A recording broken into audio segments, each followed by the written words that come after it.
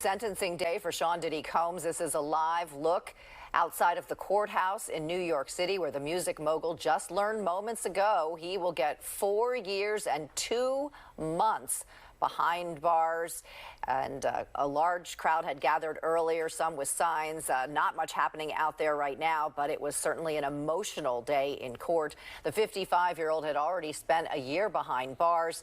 He was convicted back in July of 2 counts of violating the Mann Act, and each of those carried a maximum penalty of 10 years in prison, but again, getting 4 years, 2 months. Fox's Sarah Allegre joining us live now from outside the courthouse with the very latest. Sarah.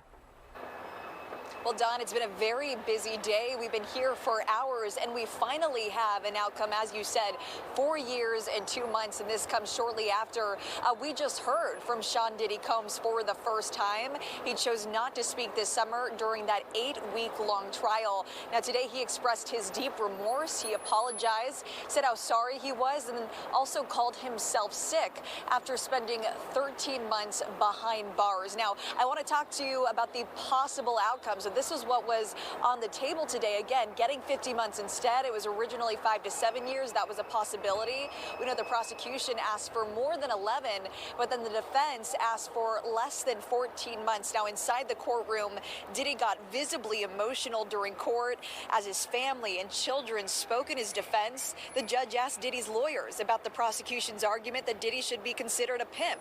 The defense rejected the government's attempts to pin the title on Diddy. Now, instead, they talked about his community work and showed an 11-minute video painting him as a changed man. Now, yesterday, Combs submitted this 4-page letter to the judge. He apologized for his actions and asked to be released, saying he'll never commit a crime again. He wrote, "I understand that the mere words 'I'm sorry' will never be good enough, as these words alone can't erase the pain from the past." Now, Diddy specifically apologized to former girlfriend Cassie Ventura today. She was the prosecution's star witness. She testified Diddy drugged her and forced her into having sex with male escorts. And back in July, the jury found Combs guilty of 2 counts of transportation to engage in prostitution, but they found him not guilty of the most serious charges of racketeering and sex trafficking. Again, a very busy day outside the courthouse. We finally did get the outcome, and we know that several victims also sent letters to the judge asking for the sentence that best defends the trauma and the abuse that they had once experienced. Don, back to you. All right, Sarah Allegre, we saw an artist's drawing of what looked like Diddy with his on the floor with his head on the seat. Were you in the courtroom for that?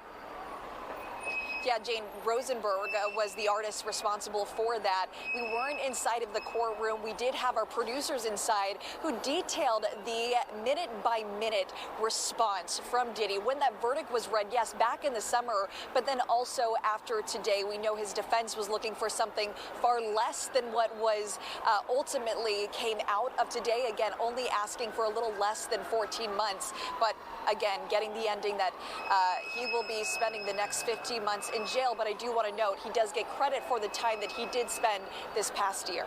All right, Sarah Allegre, thank you. Live for us in New York City outside Diddy's sentencing. Of course, we'll have much more on the sentencing of Sean Diddy Combs in just a few minutes. More reaction from Hollywood, so be sure to keep it here for our continuing coverage.